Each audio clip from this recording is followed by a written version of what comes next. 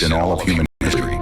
It claims to reveal secrets about angels, heaven, and humanity that were never meant to be known. This book described an event that changed the course of existence itself, a rebellion that began in the heavens and ended in blood and ruin on earth.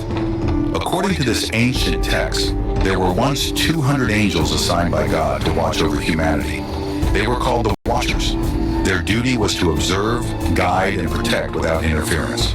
But what began as divine service quickly turned into desire and disobedience. The Watchers looked upon the daughters of men and were captivated by their beauty. Under the leadership of Samyaza, they made a pact among themselves. They swore an oath to descend to earth, take human wives and bear children with them. When they fell from the sky, the world trembled. The union of angels and humans produced beings of unimaginable power, half divine and half mortal. These offspring were known as the Nephilim, the giants of old. They were not just physically enormous, they were filled with hunger and pride. They consumed the animals, then the crops, and finally turned on mankind itself. The earth became a place of chaos and suffering under their rule. Each of the fallen angels shared forbidden knowledge with humanity. Samyaza taught enchantments and magic. Azazel revealed the art of crafting weapons, turning humans into killers. Armoros and Barakiel introduced astrology and the secrets of the stars. Others taught the making of mirrors and cosmetics, inspiring vanity and lust. What began as curiosity became corruption. Humanity learned the secrets of heaven and twisted them for selfish gain. The sudden surge in early human technology, the rise of architecture and celestial understanding, could these have come from these Watchers who shared the knowledge of the divine? Their interference went even further. The Book of Enoch says they began to mix the essence of animals and humans, creating abominations that defied nature. These unnatural beings were hybrids, part human and part beast. Many believe this could be the origin of myths about sirens, mermaids, and other monstrous creatures that have haunted stories for thousands of years. The women who lay with the Watchers were cursed and transformed into sirens, forever bound to water and shadow. And when the great flood came, it wiped away almost every living thing. But those that dwelled in the sea could have survived. This is why some believe that the tales of mermaids and mysterious sea beings might not be fantasy. As the corruption of the earth grew unbearable, the archangels looked down in horror. Michael, Raphael, Gabriel, and Uriel pleaded with God to intervene, saying that creation itself was being destroyed.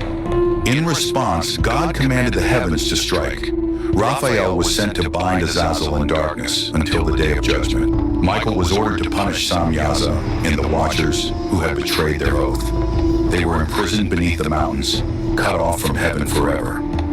To cleanse the world of their offspring, God unleashed the great flood. The Nephilim and their abominations were drowned, but their soul, born of both heaven and earth, could not ascend or perish.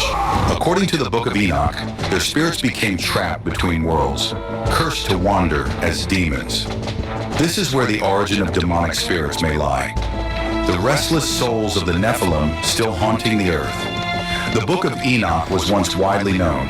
Early Christian scholars read and quoted it. Even the New Testament book of Jude contains a direct reference to it. Yet over time it vanished from the biblical canon. The reason was simple. It was too controversial, too revealing, too dangerous. The Book of Enoch exposed a reality far larger than the simple story of good and evil that religion wanted to maintain. It spoke of beings that came from the sky, of forbidden unions, and of a war between divine beings. For the church, this was a threat. It questioned the simplicity of their narrative. So the book was removed, labeled heresy, and buried. Only the Ethiopian Orthodox Church preserved it, keeping copies of the ancient manuscripts when the rest of the world forgot. When you study the Watchers, you begin to see their story repeated across civilizations.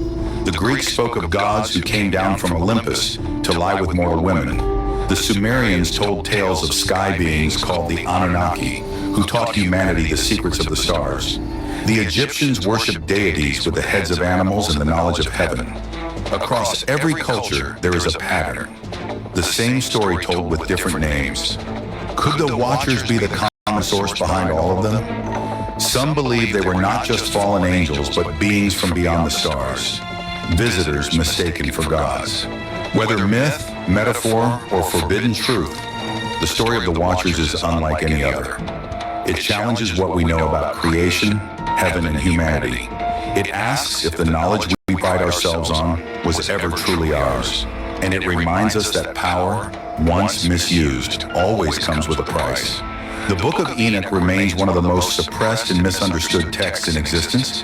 It is a story of divine rebellion, of forbidden love, and of a punishment that reshaped the world. The Watchers may be gone, but their legacy lingers in every legend, every myth, and perhaps even in the shadows of our own history. All of this story is written in detail in the Book of Enoch. You can see the link on your screen